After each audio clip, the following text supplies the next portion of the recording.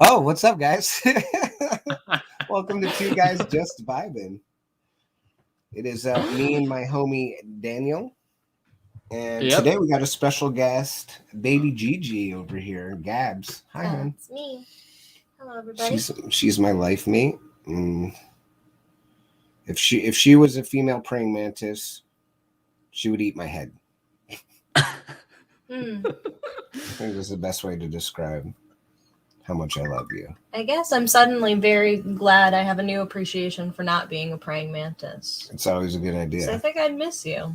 I love you so much. Sorry. You're fine. We're getting gross now. Speaking of gross, let's exhale all those toxins, all that nastiness out with 1 minute of deep ass breaths. How's that sound to you, Dan? Good. Dan's ready for a giggle, and I'm ready for a breath. Let's hit that button. Taking that nice, deep, slow ass breath. You got no job interview today. You got no rabbit to outrace. Slow down. Enjoy your time. Enjoy this moment with a nice, refreshing, deep ass breath. Inhale. I want you to inhale all your triumphs, all your victories, all your goals, all your ambitions. Manifest winning every day. And as you exhale, blow out all those fears, all those limitations, all that garbage bullshit. You know, that shit your job or your boss said to you the other day that you're like, why would they ever say that to me? Of all people, you know, they know who I am. You know what I'm capable of. Take a deep ass breath and let it go with your deep ass breath right here on Two Guys Just Vibing. I feel good. I feel really good better than about the my first deep one. ass breath. That was so much better than the first deep ass breath. I didn't think it could get any better. Oh, it's going to get better every time because there's going to be a deep ass breath every episode. Suddenly I don't care what that thing that my boss said to me. That was really refreshing. Fuck that guy. What does he know about nothing? Not you, Dave. I agree. Dave, not you though. You're the good one. Dave's rad. Dave's rad. Deep ass breath. I gotta go to work later on. I'm kind of anxious about that. Anybody else Just take a deep ass breath. Let it go. That's true. Thanks, Daniel. That's why we're best friends. No. I was talking about it a little bit on the pre-show podcast. Shout out to that, the pre-show party to the podcast today. We were talking a little bit about how the first time me and Daniel ever met. And we haven't met in real life because you're in England and I'm in America. And, you know, both of us are broken. It's COVID season. But on top of that, the first time we really started chatting, I'm a voice actor and Daniel makes stop motion animation films on his YouTube channel, Transformers Fan 5000. So shout out to him. Shout out to his amazing stories. But he casted me as a role, and some of the work to do to get into character was check out some of his old videos and see what was going on in them. And literally within 2 minutes of snooping on my man's YouTube channel, I saw stuff about lucid dreaming and chakra meditation. And I was like, oh, this guy is my kind of guy. And I think, honestly, I asked you about that. I'm like, hey, man, I didn't mean to be a snoop or anything, but what's up with the meditation and the chakras and the lucid dreaming? And you were like, where did you see that? Yeah. And he's good. Yeah. I feel like that just deepened our friendship so much. Just having these philosophies and thoughts and conversations about much deeper things than, you know, material possessions or surface victories, you know, spiritual growth type stuff. I think as well, like I always intended to do deep stories, deep ass breath stories, but I think since I got to speak to you, I think my stories got a lot more deeper, and yeah, like I know with a lot of voice actors, what I'll do is when they're new, I talk to pretty much the majority of my voice actors anyway, but Some I'll get to know, like yourself, very well, and some I don't always get the chance to speak to, whether that's technical, like say if they don't have Facebook or they don't have Instagram, and it's just like communicating through email. But obviously, when you're you've got Facebook, Instagram, and everything, and you kind of communicate that a bit more. And I found with some actors, sometimes you don't lose touch, but sometimes you go from like talking every day to not talking for a couple of weeks to then talking every day again, and then it's kind of like on and off sometimes. Whereas, I think we pretty much talked straight away. Like we didn't stop. I think there was one point during, I think it was the end of Days when I was working on that, but that was literally for everyone. Like there was a time where I was talking to all the voice actors, and then I literally went almost a month or so without talking to anyone. And I just didn't realize that I just went so focused on the project. I literally pretty much shut myself off all social media without realizing. So apart from that little break that I had there with everyone, without realizing it, I think we've literally from day one just didn't stop talking. Yeah, no, it's yeah, I think a lot of mature friendships, like, you know, you will have those times where you're chatting just about every day, or maybe once a week, or maybe once a month, but you know that the love is there and that person's there for you whenever you may need them. And yeah, no, I agree. I think what we have is a pretty good connection, and I think we just kind of vibe with each other so well that we're just attracted to each other's vibes. I don't mean to keep dropping the show's name like that, but yeah, we and after a couple of good deep conversations, we're like, what? Why don't we just turn on our mics while we do this and have a good time? Yeah, I remember that. I know once with Harrison, once we were doing a collab story. We still haven't made it yet. It was the original Halloween special we were meant to do the other year, which we didn't get a chance to do. But I remember for once we had this full-on conversation about it. And I said to him, next time we need to record this phone call. So I recorded the phone call. I did the screen recorder on the next time we spoke. And we came up with so many good ideas. And I was like, I'm glad I recorded it because I'd have forgotten it all, and we got some really good ideas. And it came to going back to watch the recording. And apparently, the screen recorder only records the screen, and certain audio it didn't record the call audio. So I went back, and it was literally just like a 2-hour video, me and Harrison chatting, and you couldn't hear anything. Technical difficulties, man. I know, amateur mistake. C'est la vie. Such is life.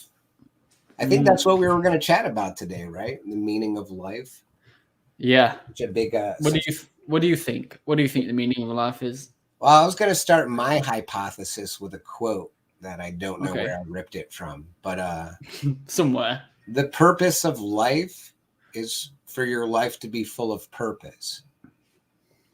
Now, I know I have nihilistic, edgy friends that are like, oh, Nothing. You know, nothingness. That's how I answered when that was the first question I was asked this morning. It was like, yeah, she just woke up. It's like, oh, we're going to talk about the meaning of life. And she's like, oh, you mean nothingness? Emptiness.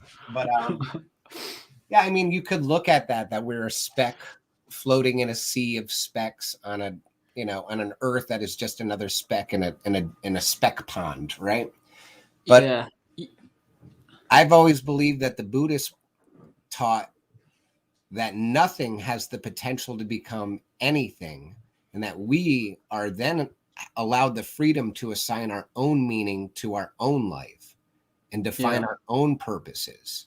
And that's a better representation of where I'm at for sure. But not first thing in the morning. Never first thing in the morning. So I personally believe the meaning of life is what you want to make of your life. And a lot of us are walking around in the shadows of insecurities of what our family, our religion, our society, our rules have pressed upon us of what we can't do and what we can't do. So we're walking around with these subconscious limitations and chains that are preventing us to reach that altitude of who we're supposed to be.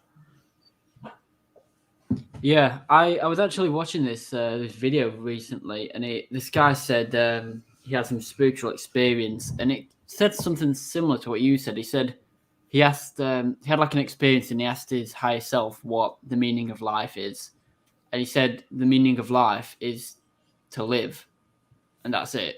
Like, but it sounds so simple, but when you break it down, like what you can do in living is have endless possibilities of how you choose to live your life, and how you like conduct yourself and what you choose to do or believe in. So even though it might be like, oh yeah, the meaning of life is to live, and that's it. It's kind of like what you make of it. You could either say, oh well, that's great, I'm not going to do anything, or you could think, if the meaning of life is to live, then I'll do this. I'll do everything I possibly can until I can't anymore. That's the goal. Right? That's it's funny you mentioned. Sorry, go. No, I was just agreeing with Gabbs over here. Try to do everything you can in life until you don't have any more life to live. Like, ride this motherfucker until the wheels fall off. Yeah, it's funny you say that, because recently I downloaded this this app on my phone called, it's 11:11 as well, the recording right now. It's called The Stoic, and basically it's this app what gives you quotes, like daily quotes, and one of them I saw, I'll read it out right now. It says, "Disgraceful for the soul to give up when the body is still going strong." Yeah. And I had something like that recently, but the other way around. So I think I told Derek about my kickboxing, about doing the second grading from a black belt, and it never happened to me before. But basically, what happened was I was in the grading, and I think I pushed myself too much, to where basically both my legs cramped and seized up to the point where I couldn't move them. And I've never had them, and I was so annoyed at myself, because it was like, mentally I could have gone so much further, but like physically it was like a new experience. Like, I've never had it before, when I've physically stopped, and it wasn't a case of like, oh, I'm tired, I want to stop. It was like my legs were like literally seized in position and I couldn't move them.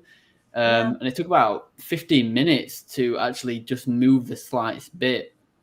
That's scary. And yeah, I've never had that before, when it's like the body's full on giving up. So it's kind of like, if the body's still going strong, then don't let the mind give up. Yeah, it's extremely difficult, especially in cases of chronic pain. You know, as someone with, I have a thoracic bone spur. I don't know, I was talking about it on the pre-stream there, but I experience chronic back pain. My back always hurts. Sometimes it likes to radiate down my hip, down my thigh, all the way. Yeah, it's fun. Sometimes I limp, and I'm 25 years old. So, you know, I want to go outside and I want to help shovel when there's 3 feet of snow outside, but I know I've got like 1 good hour in me, and if I push myself further than that, I'm not walking for the next day. Like, I will not be able to get out of bed. I mean, I think it's very real to know your limitations and to work on pushing them in healthy ways, right? Yeah, absolutely. Yeah. But it's very frustrating when you can keep going, when your brain says, I'm fine, I feel great, I have the energy, I have the wherewithal, I have it in me to keep doing this, but your body's like, stop. No, you don't. Like, that's enough, mister. I don't know why I said mister. Because I'm a mister. Yeah. It's strange, because like, I'm kind of the same. I don't think I've ever mentioned it. I've spoken to my family about it a little bit, but I don't know if I've ever mentioned it to you. But basically, it's kind of like that transfers to my mentality a bit of like, even if you're like struggling or whatever, if your mind kind of still goes and it's got that mindset of to keep going, that's like my mindset. Like, it happens with my stop motion as well. Like, for the end of days, when I made that, I know I keep going back to it, but when I made that, I could have finished that probably a good 3-4 months before it actually came out. But there was like little things, like I think I'm definitely some like perfectionist or whatever. Oh God, yeah. Like, say if you made it, like say if you made End of Days, and it was all your work, and you showed me it, if you show me flaws in it, I'd be like, oh no, don't worry, that's fine. That, you know, Yeah, it's I'd never good that see you've them. made that. Yeah, but when I've done it myself, like, I will see so much that you wouldn't even notice, like even down to the tiniest things. And it's those little things that kind of really, I think, I don't know whether it's perfectionist or OCD or whatever, but it kind of like almost triggers something in me where I have to get it perfect. And if it's not perfect, I just can't release it. And that's one reason why I days took ages. Yeah. It's like that mentality of keep going. I have it bad. I definitely feel you on that. I've had to adopt this kind of, I can't even remember where we heard it, but it was Derek who brought it to my attention. There's a quote floating around somewhere. It's anything worth doing is worth doing badly. Right? Yeah. So like, if I'm not mistaken, I thought your dad used to tell you that. No. All right. Anything that's worth doing is worth doing badly. And I'm kind of in agreement with that. There's a balance to it, right? Yeah. I mean, you can't half-ass your whole life. Right. But there comes a time and a point where you have to realize that nobody's perfect. Your work will never be perfect, and you have to release what's out there. And then get those critiques, get that feedback, and then learn from those experiences so you can keep progressing forward. I think a lot of people get stuck on, this isn't perfect and I'm not ready to do this yet, so I'm not going to try. And then they never move. Finish. Yeah, they never finish. Forward. They never learn. They never strive to perfect a skill because they're so terrified of what if. And that's I think it's so, yeah.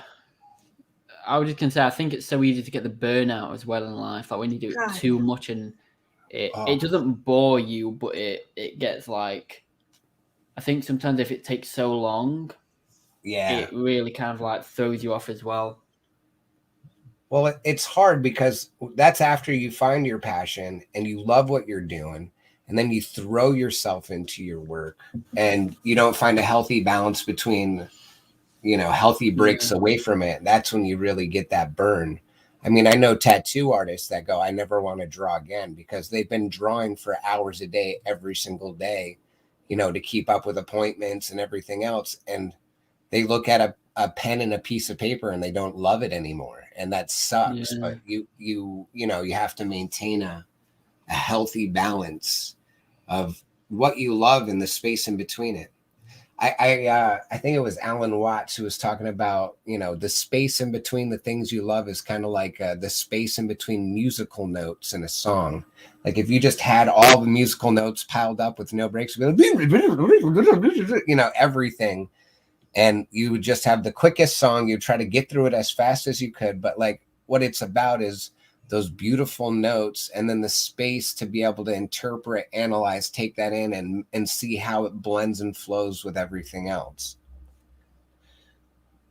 That's such a good like quote, because there's certain times when something I love, I just don't want to do it. I kind of say to myself, like, I want to do it, but at the same time, I kind of feel like I don't want to do it. Like, either stop motion or watching like Transformers or something else. Like, even if I love something to bits, sometimes I'll be like, I don't want to do it. And it's not because I don't want to do it. It's just, I don't know, I think it's those breaks, like you said, that you need rather than just constantly doing it. Also, I think a big thing too is, especially nowadays, we are so disconnected from our bodies and what our bodies need at any given time. Like, I know I should have eaten this morning. Right. I didn't do that. Why didn't I do that? Me neither. Because I had other things I wanted to do, like discuss the meaning of life with two dudes and just vibe. Yeah. Like, and a deep ass breath in between. Exactly. So that's me ignoring my body in favor of something that I want to do in my brain. Yeah. I feel like most of us live 99% of our lives in our head. And then 80% of that time when we're in our head, we're either reliving the past and our past traumas, or anxious about the futures and what may come. And when you really like live in the moment and in your body and take those minutes of deep ass breaths to like realign that, that is when you really discover what you're meant to do in this moment in life, because the past and the future are things that we can only think about. They're not real. All we're ever going to have is this moment. So when we stop and be in the moment, that's the only time we can align ourselves with our purpose and get on the path that we're supposed to take. Yeah, I agree with that. The foundation of it. I think it's like living each day better than the last. Like, who said it now? It's something like... Yeah, I think we should rename the first part. We should go the meaning of life part 1, and then in parentheses put quotes unaccredited. Yeah. There's a YouTuber I like called Ralph Smart. I think he said this quote, unless he got it from somewhere else. That healing ass prana. Yeah. So he got me into spirituality at first, but he said something like, the only person I'm in competition with is who I was yesterday. Yeah, it's true. And, you know, since the start of the new year, I've definitely, like, 13 days in, and I definitely feel better, to be fair. Like, there's some aspects that I'm like, oh, I probably should change that. Like, every day I've been kind of like, I will not eat a cookie today. And then I have a cup of tea and I see like a half a packet of cookies on the side. I'm like, one more won't hurt. One more day of eating won't hurt. And I'm like, okay, I've got to do a run today. Like, I was going to do a run yesterday and I got busy. Today, I looked for an excuse and I was like, I'll do another run tomorrow. Tomorrow, I'm not free.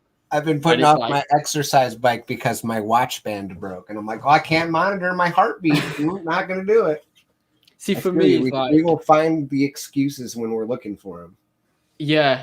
And for me, it's like, my sister got me a long sleeve running shirt for when it's cold.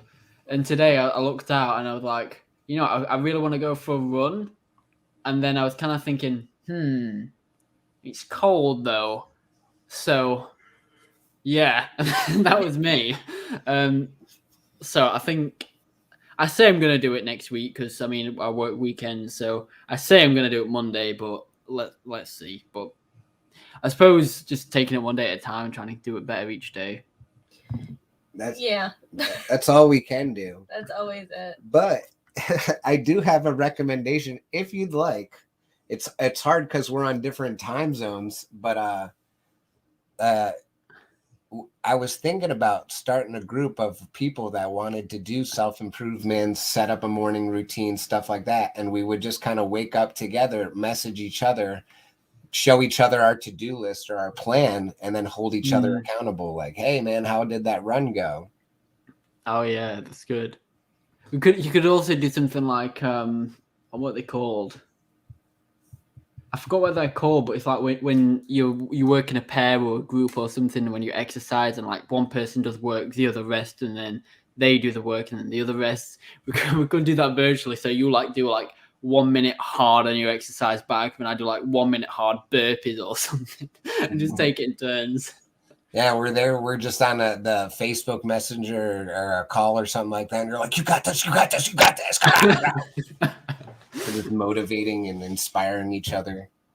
I mean, that's what I wanted to do with this podcast. That's what I want to do with in the future, either a Facebook group or a Discord group where we're networking, we're sharing deep thoughts, deep ass breaths, guided meditations together, discussing such things as the meaning of life or, the meaning of death, what we can accomplish while we're here, how we can manifest abundance and honestly be happy for what we have and cultivate gratitude. Like that's what inspired this.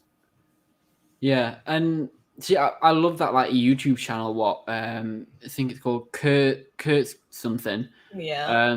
The egg one.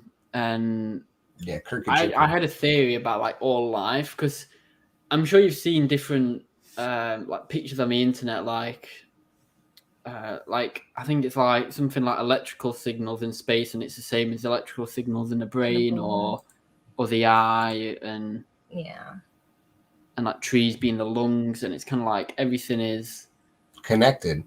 Yeah, I forgot what it's. That's the funny thing about life is kind of lazy. It'll use the blueprints in one place and do it again somewhere else. Copy paste. A little bit different. Yeah. Let's change the color here. Let's change the material there. It's wonderful for us in science as we explore these things deeper so we can see that connection.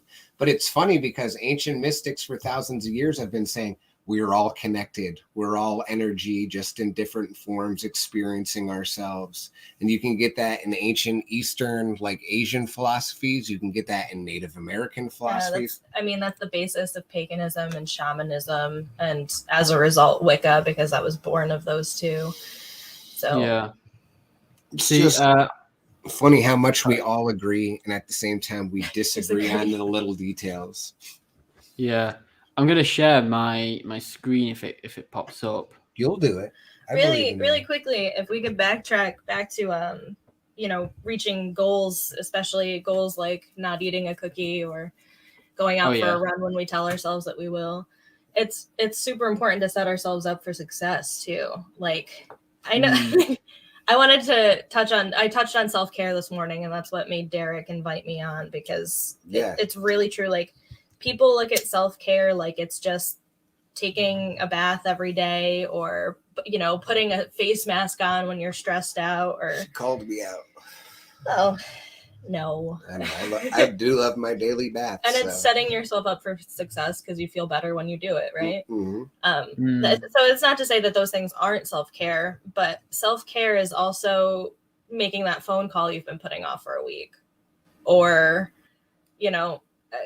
going grocery shopping when you should have gone 3 days ago, or going grocery shopping preemptively because you won't have time 3 days from now. Yeah. Or getting up and washing that silverware because right now you got time to do it, but if you wait another day or two, you're not going to have a spoon for your cereal or a fork for your pasta. Those are acts of self-care as well, and I don't think that is discussed enough when we talk about taking care of ourselves. No. Yeah.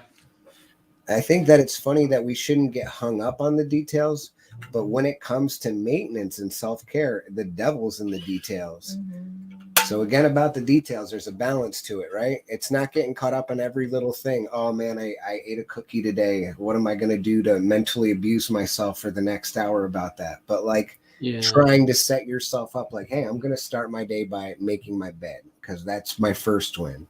Hey, I'm going to brush my teeth first thing in the morning so I don't have time to talk myself out of it. And that's another win. And those small wins motivate you to keep going and going further and further. And when you realize how important it is to keep up with the basic maintenance and the basic everyday stuff, you do that long enough and you develop those habits long enough, you realize how much those things are setting up a supreme foundation and a wonderful pillar for you to be able to succeed in the bigger parts of life. Yeah, I think as well, a lot of people have time, but they don't make time for things. Like for me, I've got loads of time, but it's making time. So if I have a free 2 hours, sometimes I'll think, hey, I've got 2 hours, but I'll just take the 2 hours as it comes. I won't look at my phone and be lost in my phone. Yeah, and I don't think, I've got 2 minutes. I'm going to set 45 minutes aside for meditation, then I'm going to do some 15 minutes, have a break, then I'm going to take the dogs take the dogs out, or get that story written. And it's kind of you have the time, but you don't make the time. And I think as well, I won't say who it is, but there was someone I was speaking to probably about a month or two. They might be watching it right now, the podcast, but obviously with it being live, I won't say who it is, but they basically, they wanted to do something so much, they would beat themselves up over it all the time, and they wanted to do something, and they kept telling themselves, next time I'll do it, next time I'll do it. I've got to do it the next time. And they were worried about all the consequences, what could go wrong. And it took them a couple of months, but they did it, and it did have some consequences, but the person didn't feel that good about it. They felt really bad. And I was speaking to them and I kind of said, even though it's kind of the worst case scenario, what you expected, you've done something that your past self could never bring yourself to do.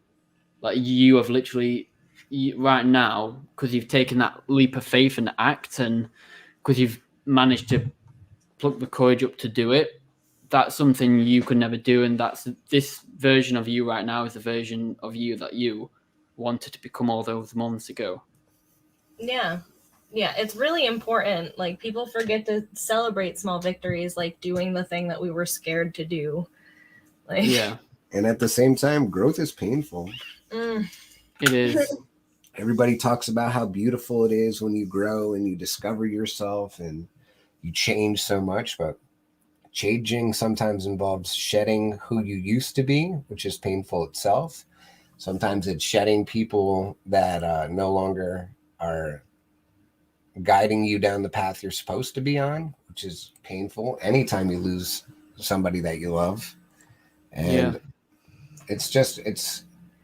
I think there is a quote that, again, this is the unaccredited quote section of the podcast, that it was, surgery is like growth, because you got to go in there and it hurts. It's not easy. It's messy. It's brutal work. But afterwards, you're fixed and you're on the right path to healing. You could also say like after surgery, I don't know if you know, but like the doctor, they'll chuck all your, like if you have like an organ operation, the doctor will chuck all your organs in place, like literally randomly. They don't put them in place or organize, they just slop them all back in your body and they find their place. So it's kind of like you said, growth, painful, but everything will find its place. Yeah. If you let it. Yeah. I mean, I don't know. Caterpillars literally turn to goo in their cocoon. Like, they are strange sentient goo, and they have memories from when they are goo instead of butterflies or a caterpillar. It is nutty. And they just find their way. They just figure it out. They just become butterflies, and we don't know how or why that works. It just does. I do know the credit to this is the movie Mr. Deeds starring Adam Sandler. And it was spoken by the character Crazy Eyes. And he said, "Time heals all wounds except for these crazy eyes." So there, we got one credited quote in there. We did that. Pat on the back. Actually, I'm trying to think of the actor who said it. Put it on the works later. Steve Buscemi. Steve Buscemi played Crazy Eyes. Imagine. An Adam Sandler movie? Unheard of. Oh, God. Makes me want to watch Hoobie Halloween. Anyways, we're not going to bring that up. I'll wait till I leave.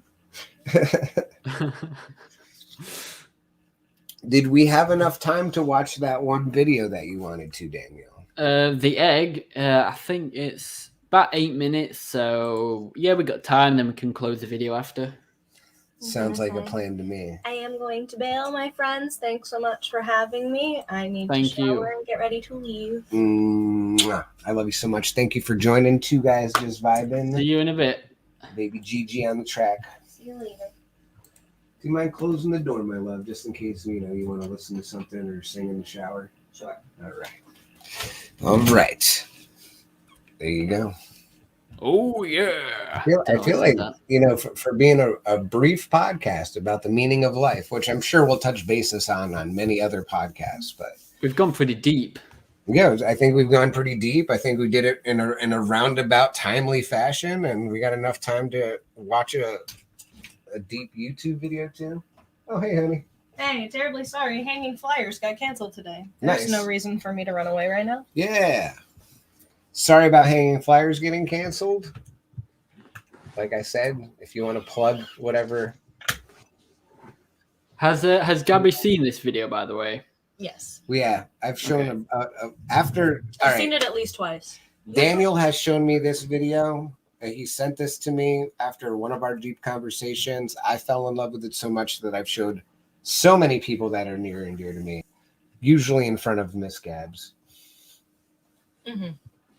I can't remember it fully. I remember bits of it, but I haven't seen it in ages. So let me know if you want the volume turning up or down. It's so good. You were on your way home when you died. It was a car accident. Realize I've made a mistake here. I've not shared the system audio. Oh. I heard everything perfectly, and it sounded pretty good. I did not hear anything. Our video so that it'll go. Yeah, what I'll do is I'll stop cam and then just back. Let me know when you're ready.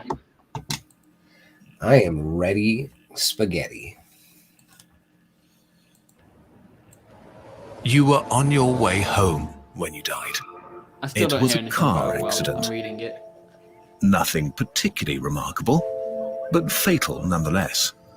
It was a painless death. The medics tried their best to save you, but to no avail. You want to just turn it down? Your body was so utterly shattered, you were better off. Trust me. And that's when you met me. Wow. What happened? Where am I? You died. I said, up a little bit more. No point in mincing. You had it in the middle earlier. It was there was a truck, and it was skidding. Yes. I died. Yes. But don't feel bad about it. No. Everyone dies. You looked around. There was nothingness. Just you and me. What is this place? Is this the afterlife? More or less. Are you God? Yes, I'm God. My kids? My wife? What about them? Will they be all right? That's what I like to see, I said. You just died and your main concern is for your family. That's good stuff right there. You looked at me with fascination. To you, I didn't look like God. I just looked like some man or possibly a woman. Some vague authority figure, maybe. Don't worry, I said. They'll be fine. Your kids will remember you as perfect in every way. They didn't have time to grow contemptuous of you. Your wife will cry on the outside, but will be secretly relieved. To be fair, your marriage was falling apart. If it's any consolation, she'll feel very guilty for feeling relieved. Oh. So what happens now? Do I go to heaven or hell or something? That's some real shit right there. Neither. You'll be reincarnated. Ah. So the Hindus were right. All religions are right in their own way. Walk with me. You followed along as we strode through the void. Where are we going? Nowhere in particular. It's just nice to walk while we talk. So, what's the point then? When I get reborn, I'll just be a blank slate, right? A baby. So, all my experiences and everything I did in this life won't matter. Not so. You have within you all the knowledge and experiences of all your past lives. You just don't remember them right now. I stopped walking and took you by the shoulders. Your soul is more magnificent, beautiful, and gigantic than you can possibly imagine. This is so beautiful. A human mind can only contain a tiny fraction of what you are. It's like sticking your finger in a glass of water to see if it's hot or cold. You put a tiny part of yourself into the vessel, and when you bring it back out, you've gained all the experiences it had. You've been in a human for the last 48 years, so you haven't stretched out yet and felt the rest of your immense consciousness. If we hung out here for long enough, you'd start remembering everything. But there's no point to doing that between each life. How many times have I been reincarnated then? Oh, lots. Lots and lots. And into lots of different lives. This time around, you'll be a Chinese peasant girl in 540 AD. Wait, what? You're sending me back in time? What's well, time? I guess technically, time as you know it only exists in your universe. Things are different where I come from. Where you come from? Oh, sure. I come from somewhere else. And there are others like me. I know you'll want to know what it's like there, but honestly, you wouldn't understand. Oh, you said, a little let down. But wait, if I get reincarnated to other places in time, I could have interacted with myself at some point.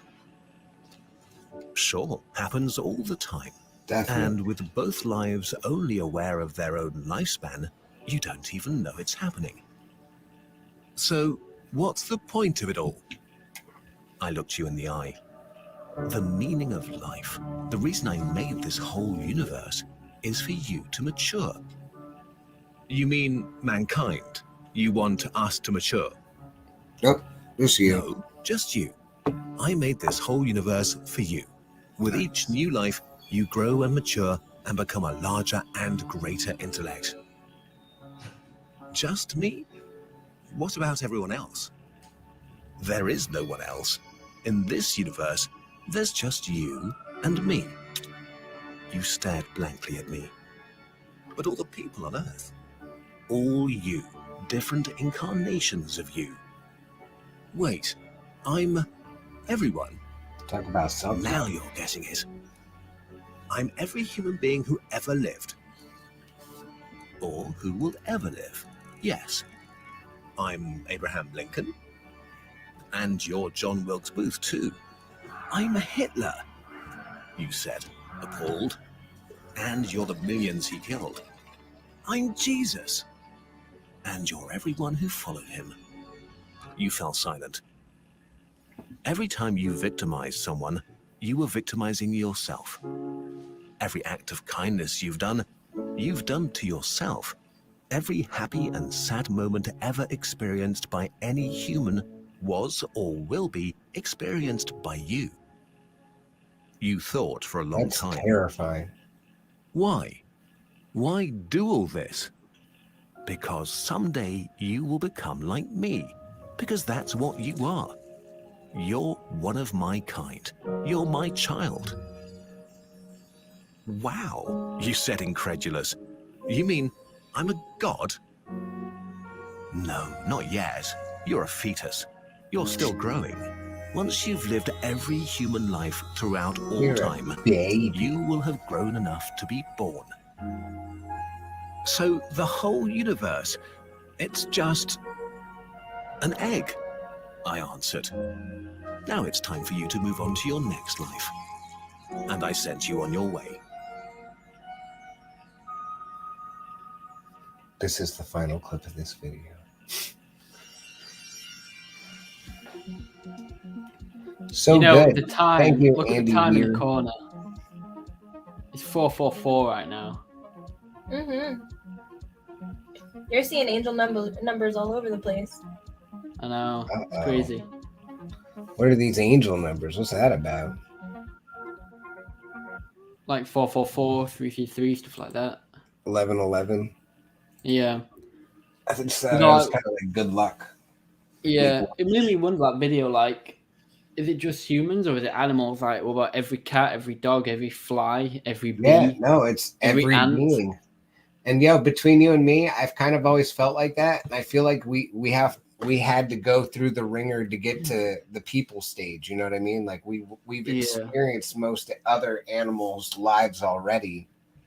And that's why we're evolved enough to be human and have the consciousness that we have. But at the same time, it's been so far removed from us. That's the reason why you got people that are like, destroying habitats of animals because they don't care about the time that they were an orangutan or, a precious moth. Makes, it's weird as well because, like, with the time when he gets sent back in time, it kind of makes you think, like, if that egg video is true, then literally all time is already written. Like 100 billion years in the future is already written. Like right now, this is some past. Like you could next be sent back to the Egyptian period, and obviously they can't comprehend what the future is like, but obviously the future is right now. But then it might be the other way around, like this might be the past, and I can't comprehend what the future is like when it's already happening. The answer is yes.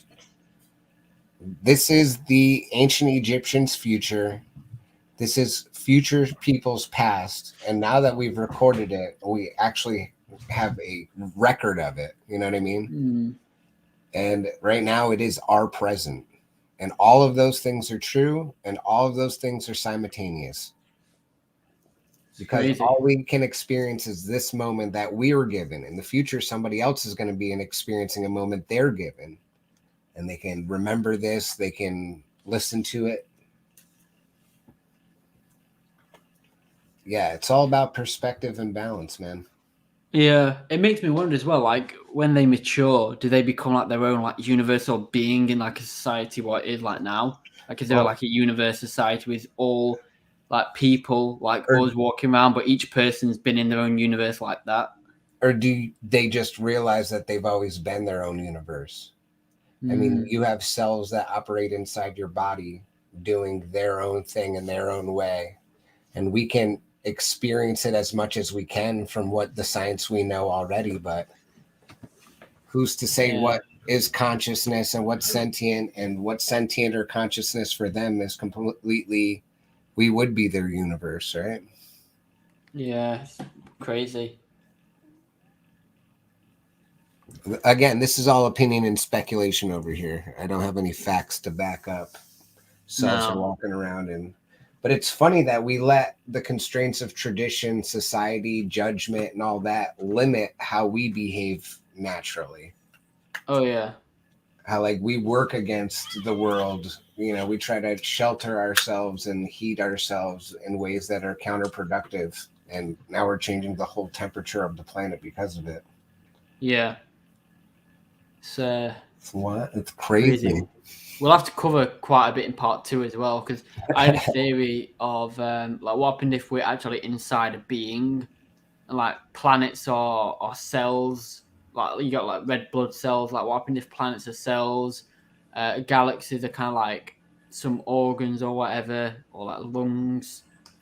Black holes could be eyes. I like this theory, like we're inside like just some being. Imagine that.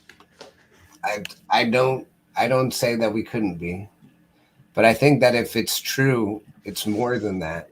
You know what I mean? Yeah. We're inside a mitochondria, inside of a cell, inside of a molecule, or we're inside of a quark, inside of a part of an atom vibrating at a certain percentage. You know what I mean? Like, yeah. There's infinite bigness, there's infinite smallness, there's infinite expansion of space, and then you have the thought of infinite dimensions. So who's to say everything that we say right now isn't manifesting in a different way somewhere else? I mean, space is growing, so if it is a being, they could be growing. We'll have to cover some in part 2 as well, because I'll have to get going in a second, but my mind is kind of blown as well. What about you, Gabbs? Anything you want to throw in? Infinite expansion of dimensions, consciousness, life in the universe? I can tell you I've never been a math or a science buff, so that whole thing is definitely out of my wheelhouse 90% of the time. I feel like there are smarter human beings who are a little bit more inclined to think about those things than I. That said, I mean, it reminds me, I mean, you think about aliens, like we don't know what aliens are. We don't, right? Like we figure we're not alone in this world.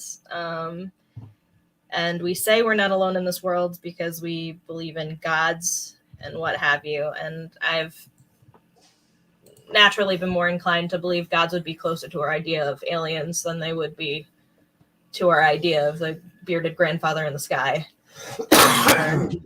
Or excuse me, any other iteration of gods, frankly. I think gods are just an easy label or title to put on speculation, either forces in nature, things that we've manifested made believe and personified, or aliens? And yes, the answer is all of them. Right? And I've never believed that aliens would have to be limited to the far reaches of space. You know, something interdimensional would be considered an alien to us. I mean, if you're speaking politics, someone who's from a different nation is an alien to us, right? Yeah, but depends on how you use the word. Yeah. Yeah. Well, sorry. No, you're good. I'm brought back to Slaughterhouse-Five by Kurt Vonnegut, where they, you know, it's weird. He's plagued by weird flashbacks from being involved in the war, but he's also being held in an interdimensional alien human zoo exhibit. Yeah. Crazy. Sounds like good times. So he's no longer experiencing time linearly. He has all of his memories, but he's living them, but also living this interdimensional captivity. It's very weird. Yeah. I bet. I wouldn't mind reading. All right, Dan. Well, I appreciate you vibing with us today. Yeah. Take off, and definitely episode 3 is gonna probably pick up where we left off here. Yeah, before the next episode as well, if you can, watch the film Interstellar if you haven't already. Because apparently all the science on that's actually like true or could potentially be true. So try and watch that film before the next part. And Is that the one with Matthew McConaughey? I don't know the name, but yeah, it's a crazy film. So try and watch that if you can. We'll have another deep. Yeah, we'll have another deep ass conversation. Yeah, all right, I'm down. Awesome. Take it easy, Dan. Have a good one, buddy. You too. Have a good See you in a bit. And thank you guys for joining us. I want to subscribe to the channel as well. That's important. Mm-hmm. Yeah, it's a D-Berry Podcasts. Nice. See you guys later. Bye. Bye.